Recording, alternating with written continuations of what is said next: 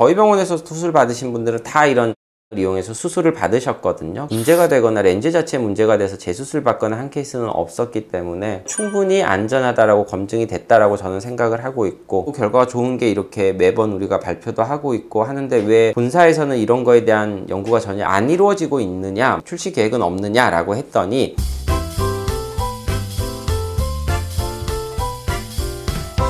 안녕하세요, 하얀가의 최현석 원장입니다. 이번에 미국 굴절 수술 학회에 가서 발표를 했었던 렌즈 삽입술 관련된 내용이랑 ICL 렌즈 삽입술에 조금 새로운 소식들이 좀 있어서 올려드리려고 준비를 했습니다. 현재 이 ICL 렌즈 삽입술을 하실 때는 각막을 짤 때 이 절개창의 사이즈가 똑같이 각막을 절개를 하고 하는 백내장 수술이나 이런 거에 비하면은 굉장히 큰 편이거든요. 백내장 수술도 처음에는 절개를 좀 크게 하고 수술을 했었는데 기계도 발전이 되고 장비들도 발전이 되면서 절개 사이즈가 점점점 줄어들게 됐거든요. 백내장 수술뿐만이 아니고 다른 외과 수술도 마찬가지죠. 과거에는 맹장 수술하려면 배를 이만큼을 째고 안에 있는 막 장기를 도려내고 이렇게 했었다고 한다면, 복강경이라는 수술이 나와서 배를 별로 안 째고 그냥 구멍만 두세 개 내서 그 구멍을 통해서 기구를 집어넣어서 수술을 하는 경우들도 많아졌잖아요. 과거에는 어쩔 수 없이 기술이 발달하지 않았으니까 수술을 할 때 절개를 크게 내고 수술을 했었는데, 발전이 되면서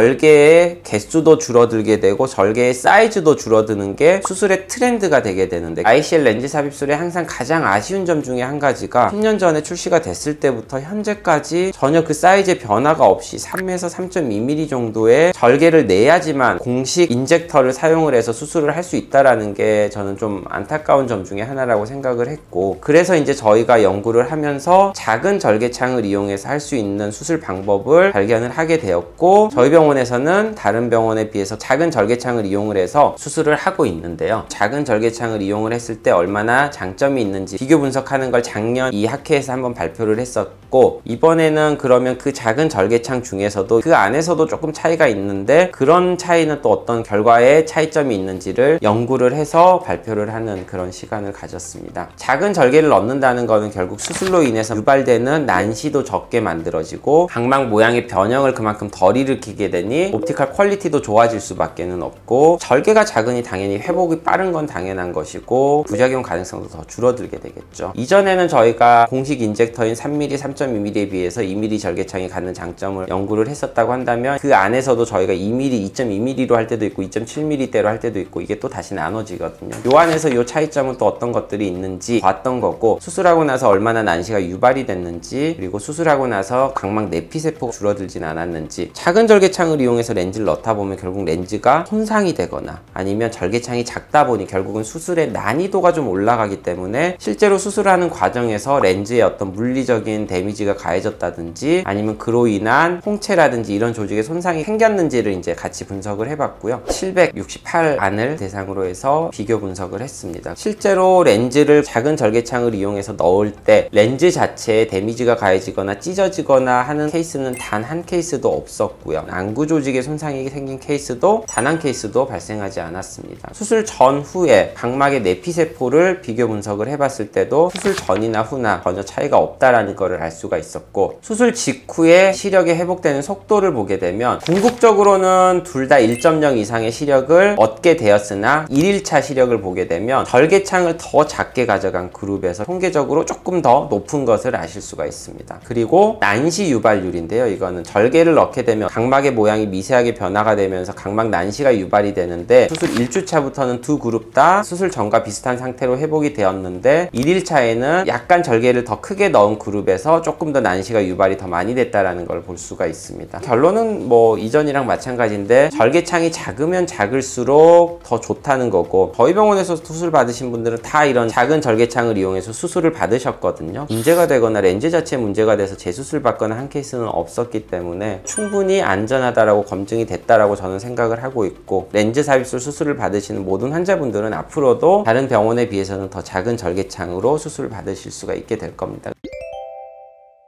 스타 본사에서 나와 있는 치프 메디컬 오피서라고 하는 사람이 있거든요. 그러니까 이 제조사에 소속이 되어 있어서 의학적인 관련된 분야를 직접 총괄하는 분이랑 저희가 만나서 1대1로 얘기를 했었고요. 이게 이렇게 우리가 안전하게 수술을 하고 있고 결과가 좋은 게 이렇게 매번 우리가 발표도 하고 있고 하는데 왜 본사에서는 이런 거에 대한 연구가 전혀 안 이루어지고 있느냐, 출시 계획은 없느냐라고 했더니 이미 본사에서도 이 작은 인젝터에 관해서는 연구를 진행을 하고 있다고 하고요. 결국은 허가 문제라고 하더라고요. 미국에서 FDA 허가가 아직 안 떨어졌고 좀 더 안전한 방향으로 허가 받을 때까지 연구를 하고 있다고 하고요. 이것보다 더 먼저 이제 출시를 하려고 하는 게, 과거에는 이 인젝터에 렌즈를 집어넣을 때 렌즈를 그냥 물속에 담아놓는 통이 따로 있었고요. 그 렌즈를 꺼내서 인젝터에 다시 의사가 손으로 집어넣어서 약간 조립 후에 눈에다가 집어넣었다고 한다면 이제는 그런 과정이 필요가 없어지게 되는 거죠. 렌즈 자체를 인젝터에 삽입이 된 채로 출시가 되게 되고 바로 까서 눈에다가 집어넣게 되면 수술을 하는 과정의 한 단계를 줄일 수가 있게 되는 거죠. 수술 시간도 좀 줄어들게 될 거고요. 이걸 프리로디드 인젝터라고 하는데 미리 사전에 주입되어 있는 인젝터이고 뭐 1, 2년 안에 출시가 될 것이라고 예상을 하고 있고요. 그렇게 되면 아마 환자분들이 수술 받는 시간도 조금 단축이 될 수 있지 않을까 싶기는 한데, 저희가 더 관심이 있는 거는 이 작은 인젝터에 더 관심이 있어서 그거에 대한 허가가 빨리 나서 그 프리로디드가 나오면서 더 작은 인젝터가 융합이 된 게 나올 수 있다고 하면 가장 베스트이지 않을까 이렇게 생각을 하고 있습니다. 오늘은 렌즈 삽입술 관련된 내용을 저희가 준비를 해봤고요. 혹시나 렌즈 삽입술 관련되어서 궁금하신 내용이 있으시면 언제든지 밑에 댓글 남겨주시고요. 제가 직접 댓글 달아드리도록 하겠습니다. 이상 하이안과의 최현석 원장이었습니다.